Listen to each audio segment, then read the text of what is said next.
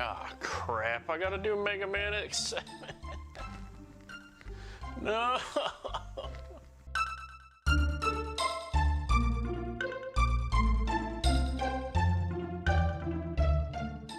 We'll start off with a quick history of Mega Man, that way you get the gist of where all my complaints are coming from. Mega Man started life on the NES in 1987 as a side-scrolling action platformer. The formula was simple. Walk, jump, and shoot your way to the boss at the end of the stage to save the world from Dr. Wily's evil robots. After beating each boss, you got a special weapon that was more powerful than the Mega Blaster. All of the challenge came from figuring out level design and enemy movement patterns. Mega Man X kicked it up a notch by making the action a little faster, all while adding that dash of 90s era extreme! We also get the cool wall jumping ability, plus extra allied characters, extra team members, and a new evil overlord, Sigma. But for the most part, the classic Mega Man formula was followed. The game we're focusing on in this video is the 7th entry in this specific series. We also got the Zero series, the Battle Network series, which is completely different, and a few one-offs. Alright, on to this. In a strange twist of review sequence, we're going to do the audio first because the audio takes the cake in this game. This is by far the worst sounding game I have done on this channel yet, and I'm not talking about the audio quality itself, which is actually quite good. No, I'm talking about the audio programming. Okay, let's get the MAME out of the way first. Ladies and gentlemen, the reason I even bought the game in the first place, I give you Flame Hydard. Burn to the ground! Burn to the ground! Burn to the ground! Burn! Burn to the ground! Burn to the ground! Burn! Burn to the ground! Burn! Burn to the ground! Burn! Burn to the ground! Burn! Burn! Burn to the ground! Burn to the ground! However, I think Ride Borsky here should be a close contender for mamification.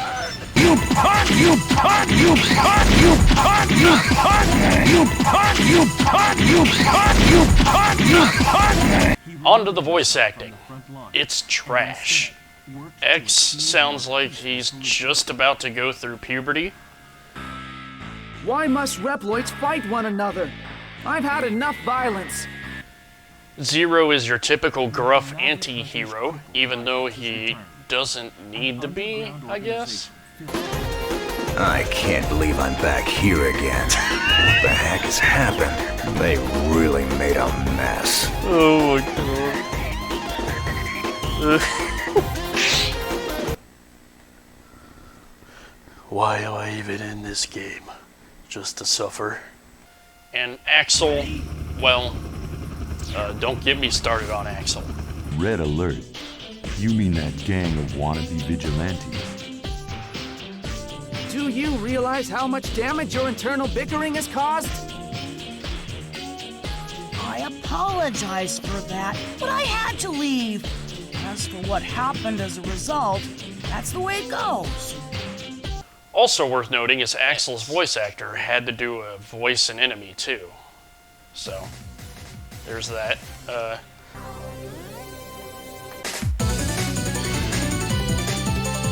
How do you figure, Axel?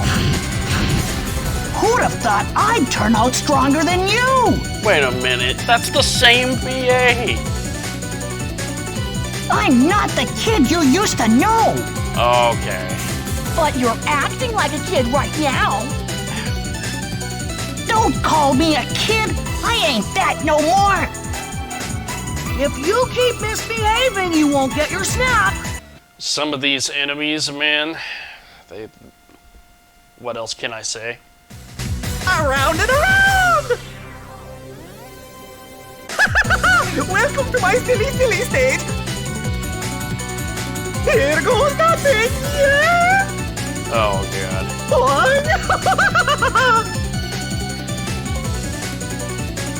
What? No money? But I tried so hard, so hard! Is everything in place? Yeah. Everyone here, though, sounds incredibly phoned in. It's worse than a Saturday morning cartoon from the 90s. The music? Okay, for those that don't know, over in Japan, You connected to this incident? Mega Man is known as Rockman. To take it to ludicrous lengths, they named a few characters in Rockman X5 after members of Guns N' Roses. But do you remember all the killer jams from the NES games and the older X games?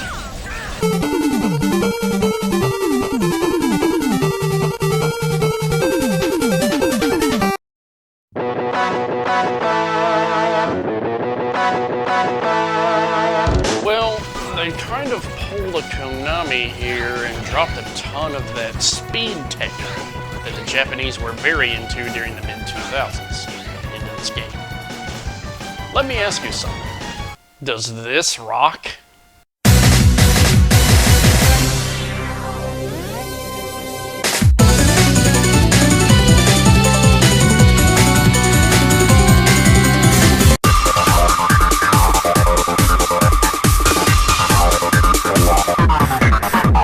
I mean, to be fair though, there are one or two songs on here that actually do rock.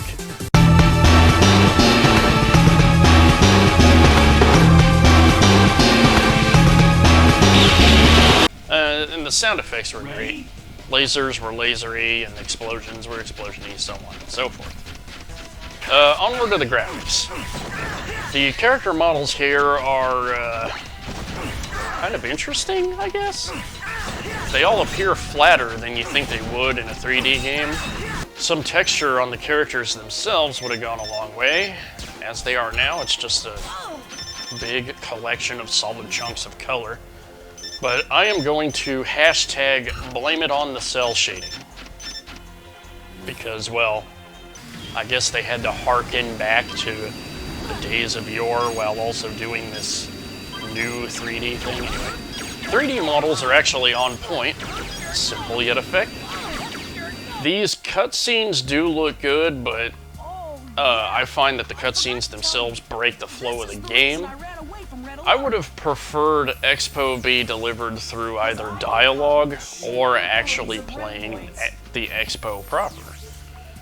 Of course, then again, you wouldn't want anything like Mega Man X5 where they force the dialogue on you. This select button, press the select button to hear the characters, is more than enough. Level textures look like they grabbed sprites from the SNES and PlayStation games and ran them through the smoothing and up filter, up-res textures, whatever. All of this except that cyber level, though. That actually looks pretty freaking sweet. All in all, the game looks decent, but a widescreen option would have been pretty nice since this is about the time widescreen television started taking off. Technically, we could give it a few more years, but I mean, GTA 3 had a widescreen option. That came out like 4 years ago. So anyway, we're about to shake the order up again, this time talking about the plot.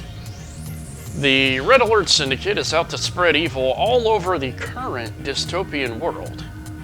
However, member Axel does not like how crazy they are getting. Interesting subplot detail, Red Alert would also like to exploit and duplicate Axel's special power of instantly replicating DNA and transforming into anything. Nice. Axel then randomly encounters Zero, known protagonist from the 6 previous X games. Are you stupid? You're in danger if you just stand there. Get a move on! Are you connected to this incident? Incident? What are you talking about? Oh, here it comes. So I'll be seeing ya. Zero basically doesn't care, but they team up anyway since they have to crush the same first boss for some reason, I guess. Zero's mission, Axel just kind of ran into him, whatever. And they make a great team. Axel said so himself. So Axel wants to be initiated into X's team, the Maverick Hunters. But because X grew up during the 90s, Axel has to prove how tough he is before he can be let in. So X has Zero and Axel will clear out 8 bosses just to start the initiation. X also throws in after they prove they can at least rescue Reploids, 64 to be exact. After defeating the bosses, the Maverick Hunters go through Red's, the evil syndicate leader's, base, where Red makes the Hunters fight all of the bosses again. And let it be known that this is not new for the series. A boss rush is basically standard fare by now. After the boss rush, you get to fight Red himself. Now, this fight is bullcrap. They pull a Castlevania Dracula X on you and make the boss fight take place on platforms. Only it's worse since it's in 3D, so things can pop in behind you and you'd never know. Except if you're really listening to that soundtrack. You then fight Sigma, the evil mastermind from all of the other X games, twice. Once in a 2D stage, and then the final fight above the Earth in 3D. The world is then saved. You're done.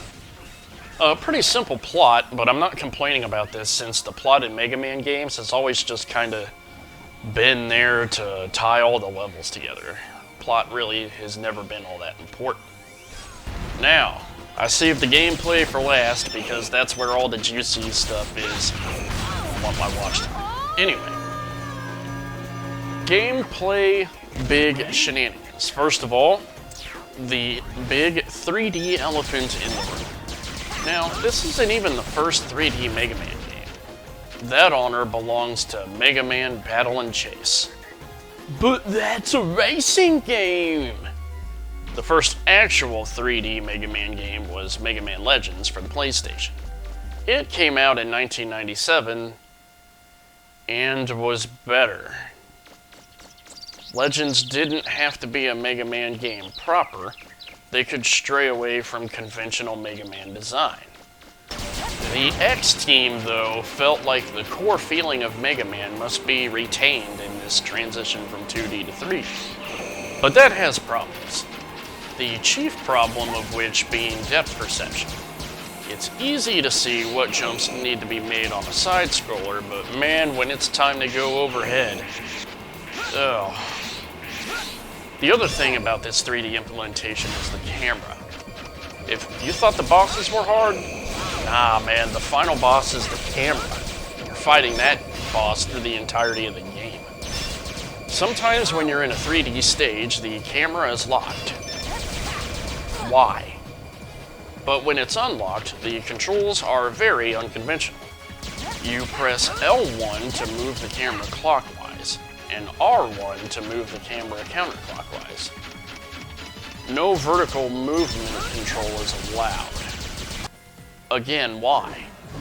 We've had first-person shooters for now up to this point that use the right analog stick for moving the camera. The right stick is already used, though, as kind of like a hot switch between the special weapons in the game. The issue here, though, is that you can easily either over-scroll or go back to the previous special weapon, since the right stick is very easy to, like, flick and go back. So the solution here would be simple. Swap the purpose of these two controls. L1 and R1 is the hot swap for special weapons, and have camera control be on the right analog stick. Speaking of those special weapons, they're kinda trash.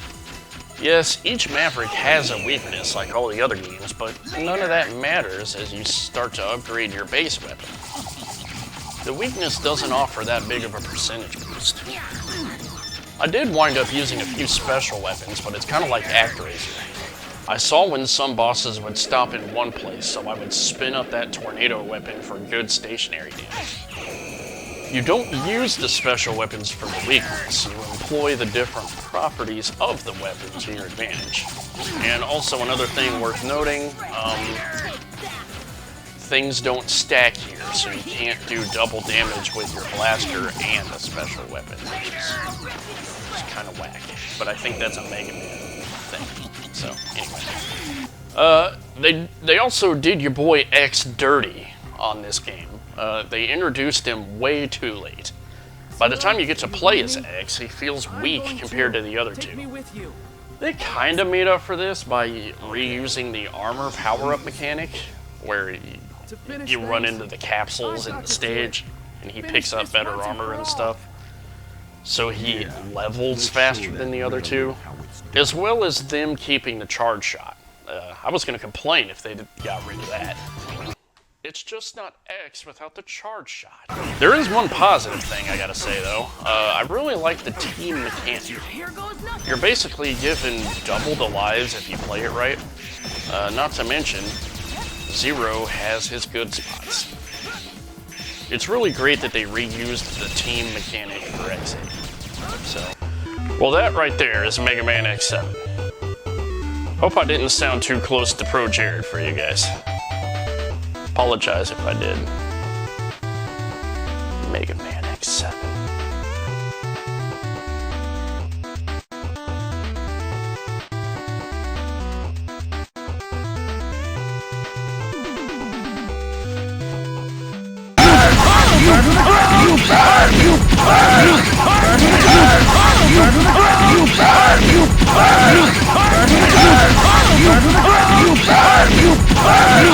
You